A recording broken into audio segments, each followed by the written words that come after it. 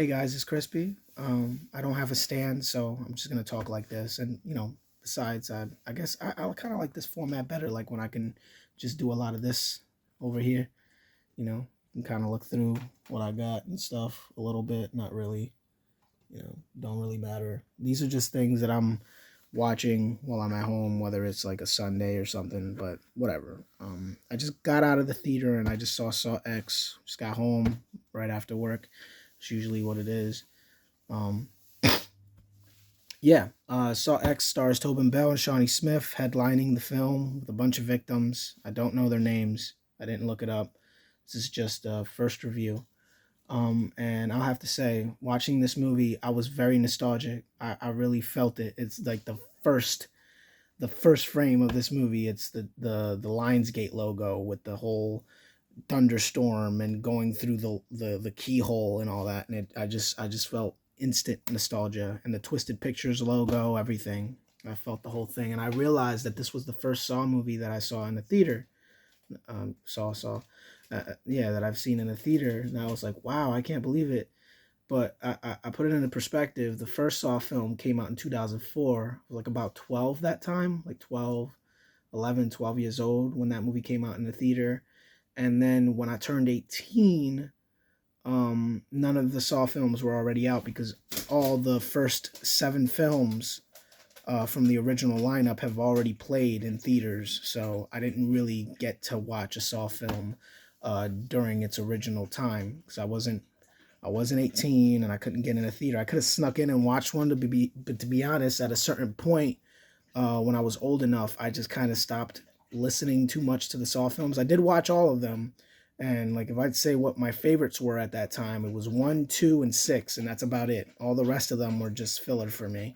Um, but yeah, they had the other sequels after the sixth one. They had Jigsaw and then Spiral, that shitty Chris Rock Saw movie, which was a big disappointment because I thought that it was going to take a really interesting turn and focus more on the police work, but then it just ended up being a regular old Saw film, and not really much talent in the writing. And it was really like there was a lot of anticipation because Chris Rock looked like he had more hands in the project, but then it just ended up just being a basic Saw project. That was disappointing. So learning that Saw X brought back Tobin Bell and Shawnee Smith. It's back to the basics. I was really happy to hear about that, so I had to go see it in the theater. But coming out of the theater, I'm gonna be real with you. You can wait for it to come out on video. You don't need to go to the theater to see this, unless you're a giant Saw fan. Like if you just have to go see Saw in the theater, then I say why not. But I'm gonna be real with you. It's the same. It's the same thing. It's the same movie that all the Saw films have been beforehand, and it goes back to the basics, um, the classic Saw, like starting with the first 6, so or the first 7 Saw films. I thought the seventh one was fine. That one was gimmicky because it was in 3D. The final chapter it had that guy Chester Bennington. I don't know what the fuck his name is, but rest in peace. He was from Lincoln Park. He was in one of those traps, and I think it was because he was a big fan of those films. Um, but let's get back in topic. The story to Saw X is that it takes place between Saw 1 and 2. Uh, and he's already going through cancer. He's already went through chemotherapy and all that. Nothing's working. He has 2 months to live and he's desperate. So he gets in touch with this man that was in his cancer group, and he was telling him like, "Yo, I got this. I got better. I had pancreatic cancer, or whatever the fuck it was, and I went to this place in Oslo, and they gave me this cocktail and an operation. They operated on me and took the cancer out, and now I feel all better, and my life is back to normal." And for real, like my reaction to that build up to the story, I was like, you can already tell this is a scam. Like why is like the most smartest man in the entire movie, this man who is an engineer who trapped like dozens of people, dozens of people in this entire series and tricked them into playing a game, manipulated people. Like why is he getting tricked? Like, is he? I guess they're trying. Like, the movie's trying to put it.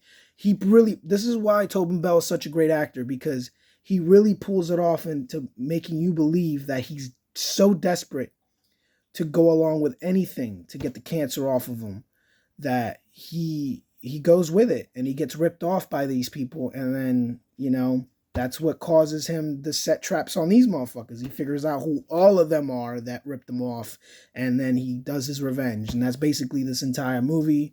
There's some characters that are in here that, you're speculative of if they're really, if they should really be there. Like, oh man, this person, this person shouldn't be there.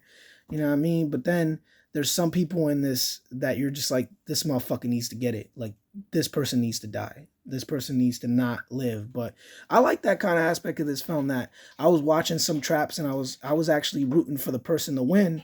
And that's really good, because the older Saw films, the ones that are really shitty, like the fourth and fifth one, like, you didn't care about any of those people that were in that trap. Like, the only attraction to those films were the traps themselves. But to me, to be honest, I was not really into the gratuity of the older Saw films.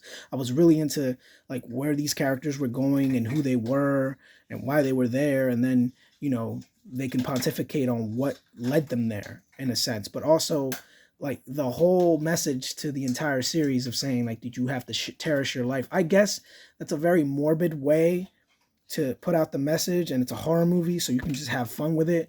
But at the same time, I know that that's just pure bullshit. Like, that's just my ideas. Like, this guy's just, in some cases, trapping innocent people who, like, not innocent, but like, they did things that do not merit a really how do you say, like, a really, like, complicated trap, and then they die in a really fucked up way.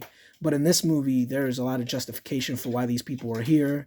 And the setup is great. The way that Tobin Bell performs in this film is incredible. Like, I just love him so much. I love him in any movie that he's in, whether it's Serial Killer. There was this sci-fi movie where he's just beating the shit out of somebody, and I love that one too, but I haven't seen that one since I was a kid. But yeah, and Shawnee Smith did a good job as well. But sometimes when she acts way too way too emotional in a scene, I kind of see where the plot is going, and I felt like she was kind of giving a lot of stuff away through how she was acting. So in a sense, it's like she's acting, but she's acting bad. But on purpose in a way. I don't know. I can't say, because I like worry that I might spoil too much of the film. But she it was nice to see her again. It really was, because she's been in more things than Saw. Obviously, she was originally an actor from Australia. I can't really name the stuff that I've seen her in now, but yeah. Anyway, anything else I have to say about this movie?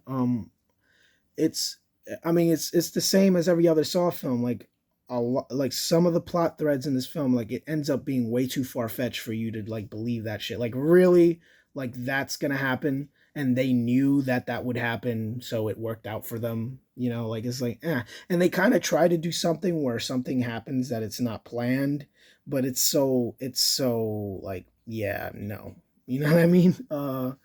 But yeah. I don't know. It was all right. It wasn't really worth going to the theater for, in a sense, like, in hindsight.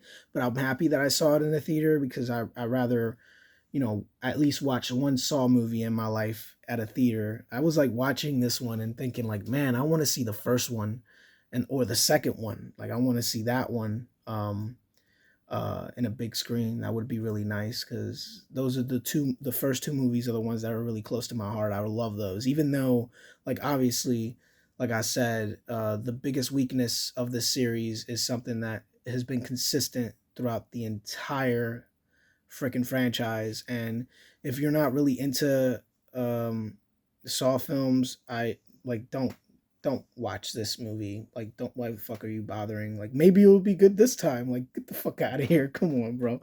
Like, just just skip this. It's also kind of another thing. I feel like this type of movie now is outdated, because uh this franchise started in the early millennium, and the way that the film making is done is really in that era. The frenetic shots where the flashes, and, like, it's just to show you the anxiety that the victim was going through while they're in the trap. Like, watching that now, it felt very outdated. but at the same time, it wasn't very much a complaint for me. It really just gave me a lot of nostalgia. So yeah, like, I give it, I give it a very lukewarm rating, I guess, because of nostalgia for the most part. Tobin Bell's performance, and just like everybody stood their ground in this film. Like it didn't really require a great performance to be in this type of movie, and it wasn't something that I was struggling through. It went by pretty nicely for a near 2 hour movie. Um, but that's it. Yeah. Tell me what you guys think, about this movie. Like, put it on the comments below. If you want to have a conversation about the film. I'm gonna go to bed. Good night, guys.